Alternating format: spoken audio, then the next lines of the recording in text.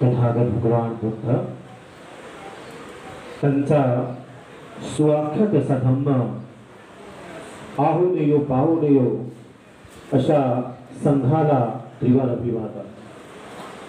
ज्या महामानवामुळे या भारतभूमीमध्ये परत तिसऱ्यांदा हा बुद्ध धम्म जिवंत झाला अशी प्रज्ञासूर्य महामानव बोधिसत्व आपले मुक्तिदाता डॉक्टर बाबासाहेब आंबेडकर यांना सुद्धा त्रिवार अभिवादन आणि यांच्या धम्मक्रांतीला स्वतःला उपासक उपासिकांनो साधक साधिकांनो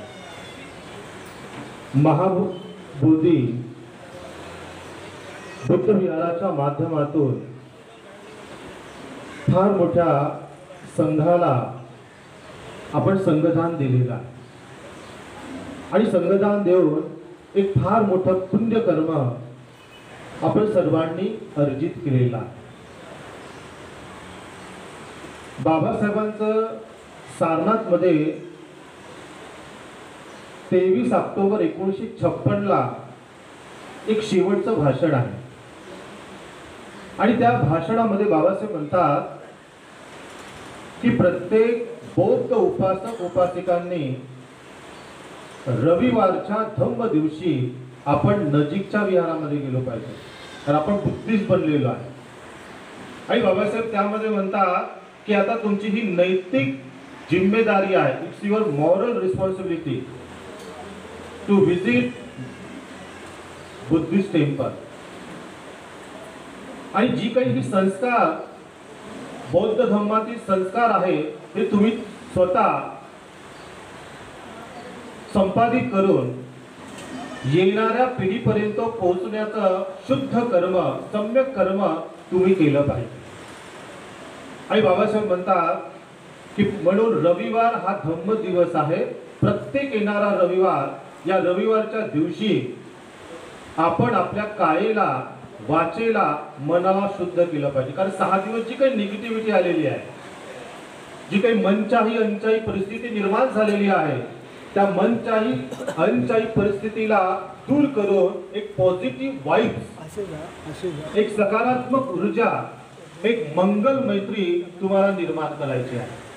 आणि म्हणून रविवारचा दिवस हा धम्म दिवस असला पाहिजे। बाबासाहेबांचं हे प्रांजळ आणि प्रामाणिक मत होतं।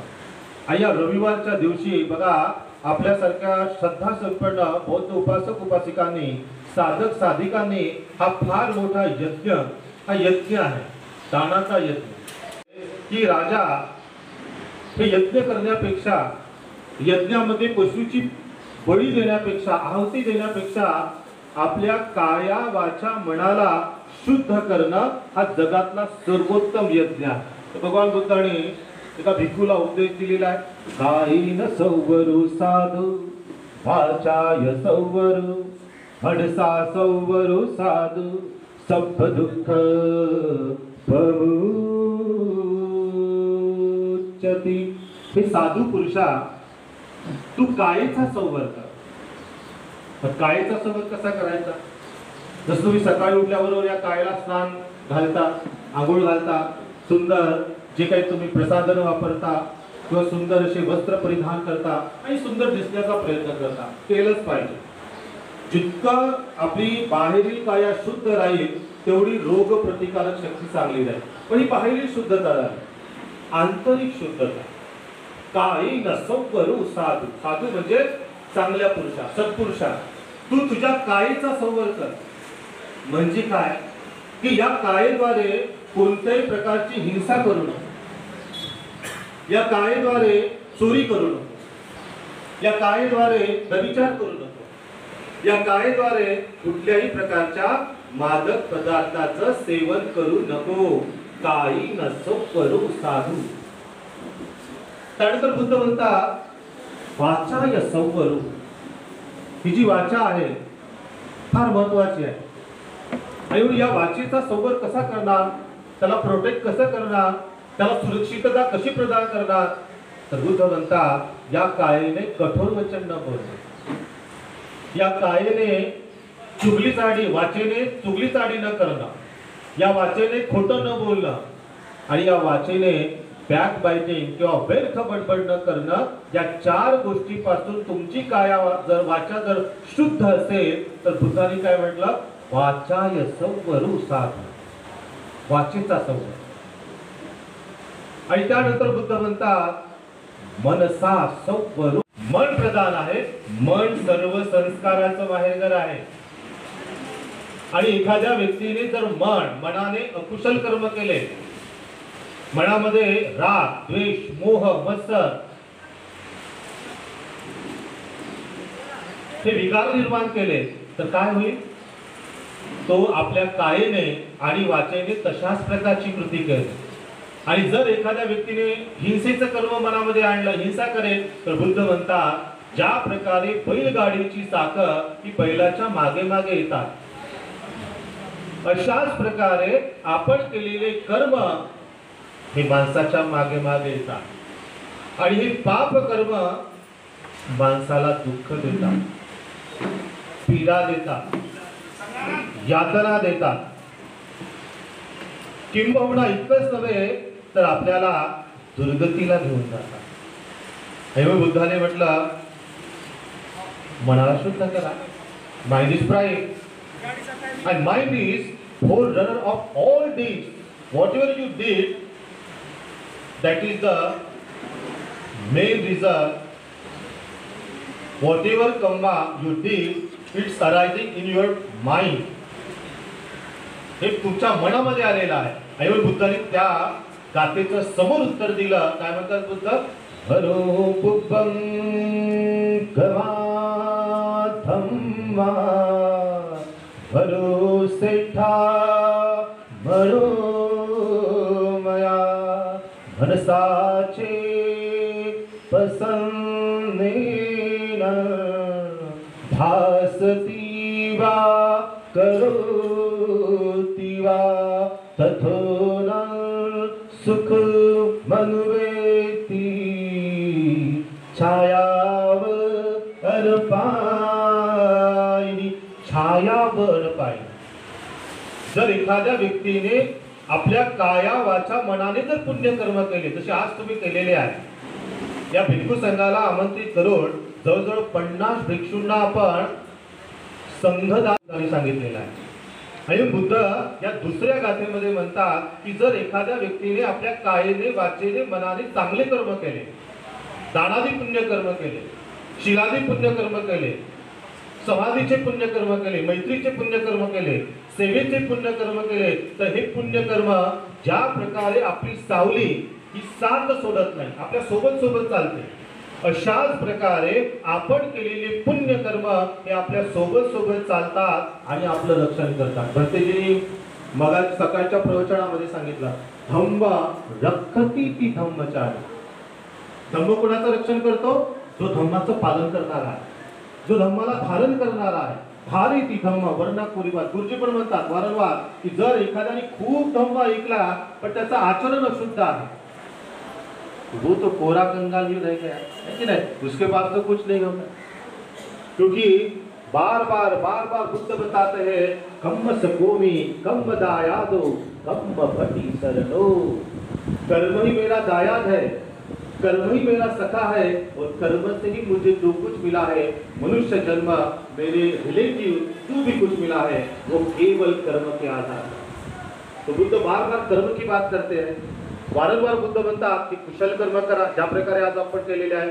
तर ही कर्म जेव्हा आपण करतो, वाचिक कुशल कर्म म्हणजे या वाचेने खोटं बोलत नाही, या वाचेने चुगलीचा आडी करत नाही, व्यर्थ बडबड करत नाही, त्याला वाचेचं कुशल कर्म म्हटलेलं आहे. आणि तिसरं आपण बघितलं ते म्हणजे मनाचं पुण्यकर्म, मनाचं कुशल कर्म. या मनामध्ये इतरांप्रती राग, द्वेष, मोह, मत्सर, भय जे काही मनोविकार आहे हे सायकोसोमॅटिक आजाराला आमंत्रण देतात. लक्षात घ्या, एखाद्या व्यक्तीला जर राग आला तर तो काय करतो? स्वतःही रागामध्ये जळतो आणि इतरांनाही जाळतो. आणि मग बुद्धांनी म्हटलं नक्की राग गतो अग्नी. रागासारखा अग्नीच नाही, द्वेषासारखा अग्नी नाही, मोहासारखा अग्नी नाही. जसा अग्नी जाळतो आणि जळतो, भस्मसात करतो, अशाच प्रकारे माणसाचे विकार हे माणसाला जाळतात, दुःखी करतात. आणि मग बुद्धांनी म्हटलं दीर्घ श्वास येत आहे की ह्रस्व श्वास येत आहे, छोटा आहे की मोठा आहे, लहान आहे की छोटा आहे, लांब आहे की अरुंद आहे. आणि या श्वासाला जाणता जाणता जेव्हा तुमचं चित्त इथं समाहित होतं त्याला म्हणतात आनापानासती. तर चित्ताला शुद्ध करायचं असेल, आपल्या चित्तातील राग, द्वेष, मोह, मत्सर नष्ट करायचं असेल तर काय करावं लागेल? ध्यान करावं लागेल. आणि त्यानंतर आनापानसतीचा अभ्यास केल्यानंतर विपश्यना हे कर्मठाण. तुम्ही जेव्हा विपश्यनेला जाता गुरुजीला म्हणता ना कर्मठानम देही, है की नाही, की हे गुरुदेव हमें कर्मस्थान दो. तर 40 प्रकारचे कर्मस्थान आहे आणि त्याच्यातलं कर्मस्थान आहे विपश्यना भावना. ही म्हणजे विशेष, पश्च म्हणजे पाहणे, जाणणे, अनुभवणे. आणि या सूत्राचा विशेष उपदेश भगवान बुद्धाने महासती पठण सूत्रामध्ये केलेला आहे की आपल्या चित्ताला कसं शुद्ध करायचं, आपल्या चित्ताला निर्विकार कसं करायचं, परिशुद्ध कसं करायचं. तर बुद्ध म्हणतात एका जनो अयम भिक्खवे मक्कानम सत्त विशुद्धिया काये कायानुपस्थिविरति वेदनानु वेदनानुपस्थिविरति चित्ते चित्तानुपस्थिविरति धम्मेषु धम्मानुपस्थिविरति आतापि संपजानसति वा भिन्नेय लोके अविज्ञातो वदस्स. का बुद्धाची वाणी किती कल्याणकारी आहे. त्याच्यासाठी पालीचं ज्ञान असणं फार गरजेचं आहे. आणि पालीचं ज्ञान जोपर्यंत आपण संपादित करणार नाही तर बुद्धाचा हा गंभीर उपदेश आपण ग्रहण करू शकत नाही. त्याच्यासाठी कल्याण मित्र पाहिजे तुम्हाला. जर चांगला कल्याण मित्र असेल भक्तीच्या माध्यमातून तर निश्चितच तुम्हाला या सन्मार्गावर आहे. आणि म्हणून मनाचा संवर करा. बुद्धाने म्हटलं या मनामध्ये कुठल्याही प्रकारचे मनोविकार निर्माण करू नका. कारण आज मनोविकारामुळे आपण सायकोसोमॅटिक आजाराला बळी पडत आहोत. अनेकांना स्ट्रेस येत आहे. काय स्ट्रेस? कारण राग निर्माण होता, हायपर टेन्शन वाढलेलं आहे, बीपी वाढलेला आहे. प्रत्येक व्यक्ती किमान तुमच्यामध्ये 3 गोळ्या तर घेत असणार तुम्ही. एक बीपीची, दुसरी शुगरची, तिसरी तर वजन. हा प्रश्न तुमच्यासाठी आहे. निरोगी जीवन आहे का? अनेकांचं चांगलं खायला आहे, सगळं आहे, कारण मन आपलं निरोगी नाही. आणि जर मन निरोगी नसेल तर ते शरीरालाही रोगट करतं. हे लक्षात घ्या. जर तुम्हाला सातत्याने राग आला तर तुमच्या शरीरामध्ये केमिकल रिॲक्शन होतं, विष निर्माण होतं. आणखी ते केमिकल रिॲक्शन वाढलं, गरम रक्त गरम होतं आणि रक्त शेवटी गरम झालं की ते वाढतं आणि शेवटी तुम्हाला हार्ट अटॅक येतात, हायपरटेन्शन येतात, रक्तस्राव होतो मेंदूमध्ये. लक्षात घ्या. नाकातून रक्त येतं. आणि म्हणून मनाला शुद्ध करणं फार गरजेचं आहे. आणि म्हणून मनाला शुद्ध करण्यासाठी बुद्ध म्हणतात एका अयम भिक्खवे मक्कानम सत्त विशुद्धिया. हा एकमेव मार्ग आहे जो तुम्हाला विशुद्धीला घेऊन जातो. विशुद्धी म्हणजे काय? निब्बाणाची अवस्था. नि म्हणजे निशेष, वाण म्हणजे तृष्णा. सर्व प्रकारच्या तृष्णेतून तुमचं मन जेव्हा मुक्त होतं, तुम्ही जीवन मुक्त होता, त्याला निब्बाण म्हटलेला आहे. निर्वाण नाही. निर्वाण हा संस्कृत शब्द झाला. निब्बाण. तर बुद्धाने म्हटलं परमसुख कुठला आहे? निब्बाणम परमसुख. कुणाला खाण्याचं असो, कुणाला कपड्याचं असो, कुणाला मोबाईलचं असो, कुणाला छान घराचं असो, कुणाला गाडीचं असो, कुणाला बंगल्याचं असो, कुणाला नोकरीचं असो, तर बुद्ध काय म्हणतात? निब्बाणम परमसुख. या जगामध्ये सर्वश्रेष्ठ जर सुख असेल तर ते निब्बाणाचं सुख आहे. आणि या निब्बाणाच्या सुखाला जर प्राप्त करायचं असेल तर हा एकच मार्ग आहे ज्याला दुःख मुक्तीचा मार्ग म्हटलेला आहे. या मार्गाचं अनुसरण करून आपण दैनंदिन जीवनामध्ये शुद्ध जीवन जगलं पाहिजे. त्याच्यासाठी बुद्ध म्हणतात काया वाचा मन संवर करा. बाबासाहेब तेच सांगतात बुद्धाने त्यांच्या धम्मामध्ये, to maintain purity of life is Dhamma. जीवनाची पवित्रता धारण करणं म्हणजे धम्म आहे. नाहीतर कितीही विहारात गेलो आपण, किती एखादा व्यक्ती मंदिरात गेला, पण जर त्या बुद्धाची गुण जर आचरणात आणणार असेल, किंवा आम्ही भिक्षू आहोत, हे जीवनधारी झालो, पण जर मी भिक्षूचे माझे नियम पालन करत नसणार, किंवा माझी बुद्ध धम्म संघाप्रती श्रद्धा नसणार, किंवा मी फक्त पोपटपंची आहे, आचरण अपयशी आहे, लक्षात घ्या. आणि म्हणून भिक्खू, भिक्खुनी, उपासक, उपासिका हे संघाचे 4 आधारस्तंभ आहेत. आणि जर तुम्ही शिलाचं पालन करत असाल तर भिक्खूला पण शिलाचं पालन करावं लागेल. त्याला भीती वाटली पाहिजे तुमची. बुद्धाच्या काळामध्ये होते ना उपासक, तुमच्यासारखी उपासक. एक महान अशी उपासिका होती विशाखा माता, जी 3 महिने आर्य उपवासाचं पालन करायची. दररोज 2000 भिक्षूंना भोजन दान द्यायची, तसं आज तुम्ही दिलं. 2000 भिक्षूंना चिवरदान द्यायची, 2000 भिक्षूंना औषधीचं दान द्यायची, भेसजचं दान, 2000 भिक्षुणींना भोजन दान, अंतर्वासकाचं दान आणि अष्टोपवासाचं पालन करायचं. श्रोता पण नव्हती. 5 प्रकारचे बल तिला प्राप्त झालेले होते. कारण अनेक बुद्धाच्या काळामध्ये तिचा जन्म होत होता. पद्मुत्तर बुद्धाच्या काळामध्ये जेव्हा जन्म झाला तेव्हाच तिने संकल्प केला की मला येणाऱ्या बुद्धाच्या काळामध्ये जन्म घ्यायचा आहे आणि मला त्यांची दायिका व्हायचं आहे. जसं तुम्ही दायक आहात आमचे, भोजन दान वस्त्रदान देणं म्हणजे दायक. आणि दान दिल्यानंतर भगवान बुद्धांनी तिची प्रशंसा केली. हे तदत भिक्खवे मम दायिकानं उपासिकानं विशाखामाचा अग्रभयसी, की माझ्या दायिकामध्ये जर कोणी अग्र उपासिका असेल तर ती विशाखा माता आहे. तर 5 प्रकारचे बल प्राप्त झाले होते. तिचे केस कधीही पांढरे झाले नाही, अगदी सरळ. तिच्या शरीरावर कधीही झुर्या आल्या नाही, अगदी तुकतुकीत, अगदी तुकतुकीत त्वचा, स्किन, ब्राईट स्किन. तिचे दात कधी पडले नाही. त्यानंतर तिला स्वर्ण लताप नावाचा हार प्राप्त झालेला होता आणि सांगण्यात आलेला आहे, साहित्यामध्ये आलेला आहे की तिच्या प्रति मंगलमैत्री होती. हे 5 प्रकारचे बल झाले होते तिला प्राप्त. आणि या शीलाचं पालन करून, धम्माचं पालन करून साहित्यामध्ये आलेला आहे की विशाखा माताला 155 वर्षाचं आयुष्य प्राप्त झालेलं होतं. कारण बुद्धाच्या शीलामध्ये इतकं बल आहे. शीलेन भोग संपदा शीलेन निकुतिगता. बुद्ध वारंवार म्हणतात की शीलाचं पालन करणाराच तो भौतिक सुखाचा चांगला आस्वाद घेऊ शकतो. शीलाचं पालन करणाराच व्यक्ती हा निब्बाणाचा साक्षात्कार करू शकतो. तो जन्म मृत्यूच्या चक्राला तोडू शकतो, या जन्म मृत्यूच्या चक्राला भेदू शकतो आणि तो अर्हंत जीवनमुक्त होऊ शकतो. इतकी ताकद बल आहे शीलामध्ये. आणि म्हणून काया वाचा मन जोपर्यंत आपण शुद्ध करणार नाही तोपर्यंत आपण धम्मामध्ये परिपक्व होणार नाही. त्यालाच म्हणतात शील.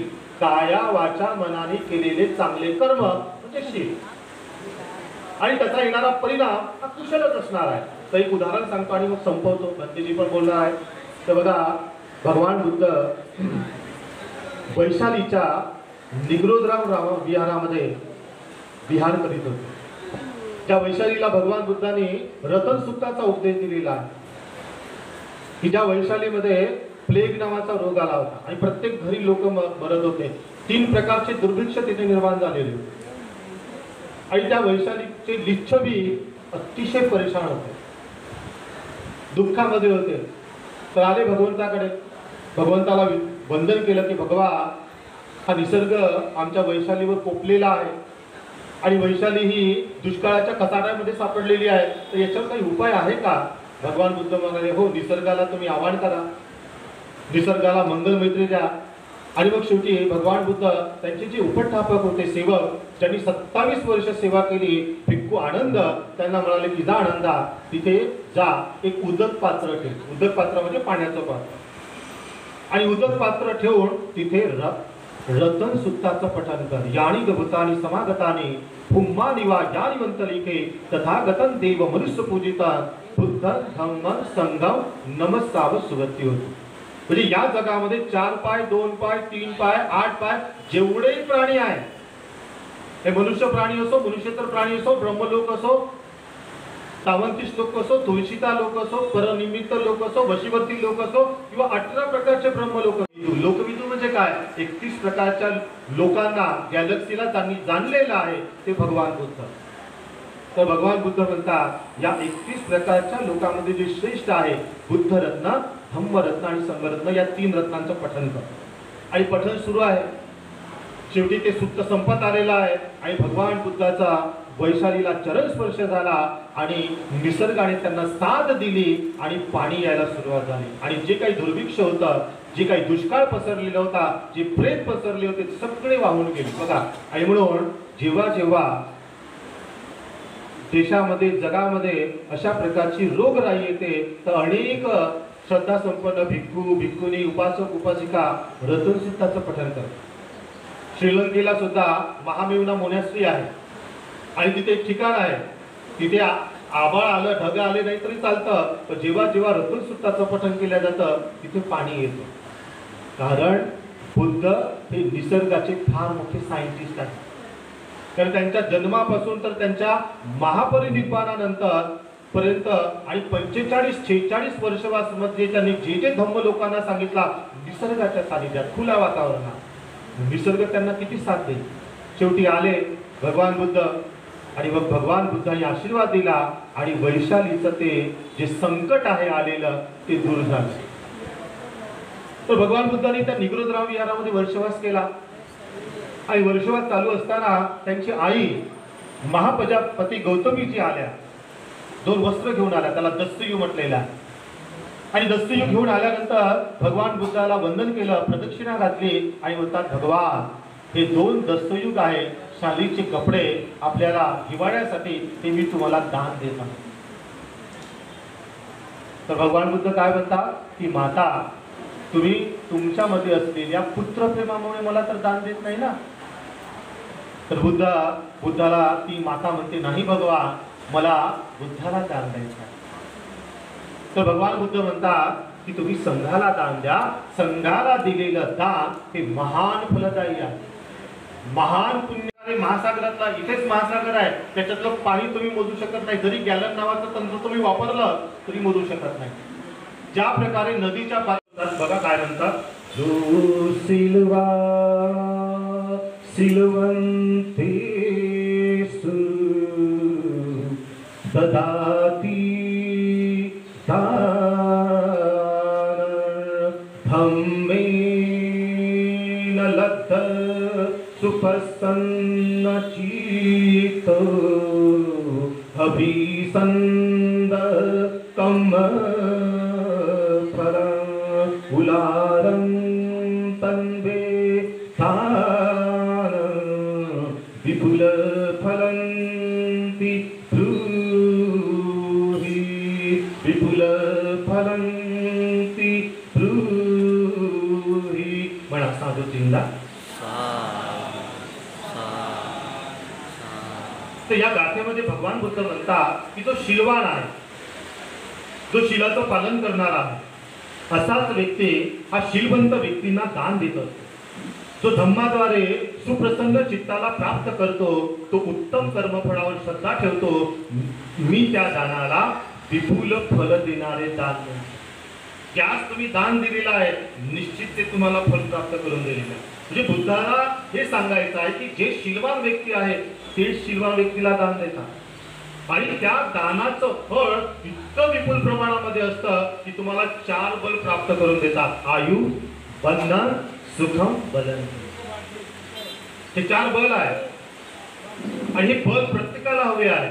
तर अशा प्रकारे दान कर्म हे फार महत्वाचं आहे। मंगल हो, यांचे कल्याण हो, याकरिता 2 मिनिट मंगल मैत्रीची साधना करूया आणि मग माझं प्रवचन इथे समाप्त होईल। तर सर्वांनी 2 मिनिट शांत चित्ताने आपल्या दानाचं अनुमोदन करूया।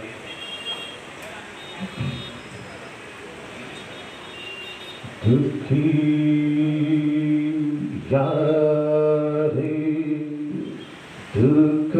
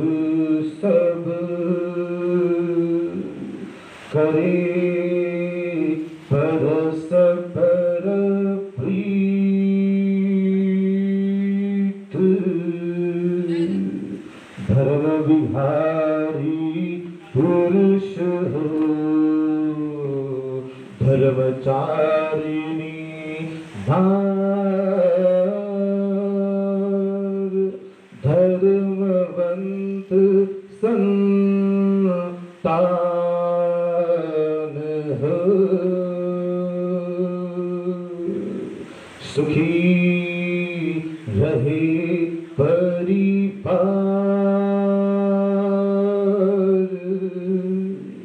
सुखी रहे संसार।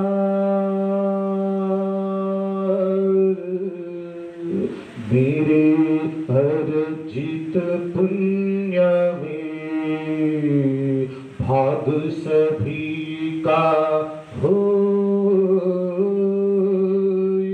मेरे सुख में शांति में लाभ सभी का हो।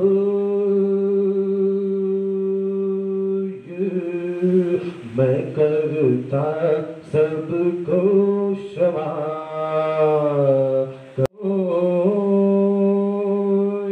मेरे तो सब मित्र है, मेरे तो सब स्वजन है, नहीं पराया कोई। जैसे मेरे दुख कटे, सबके दुख कट जाए, जैसे मेरे दिन फिरे, सबके दिन फिर जाए। मेरे अर्जित पुण्य में भाग सभी का हो, मेरे सुख में शांति में लाभ सभी का हो। सबका मंगल हो, सबका मंगल हो, सबका मंगल हो।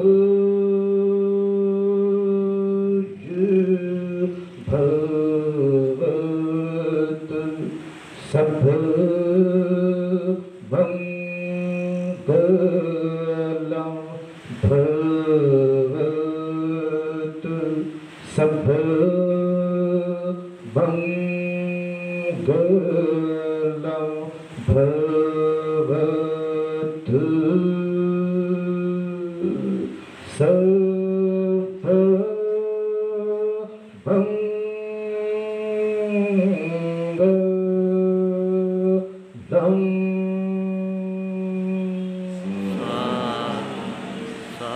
सुखिता आयुवर्धको, धनवर्धको, यशवर्धको, परियावर्धको, सुखी दिना, सुखी हो, मंगल हो, सुखी हो, सुखी हो।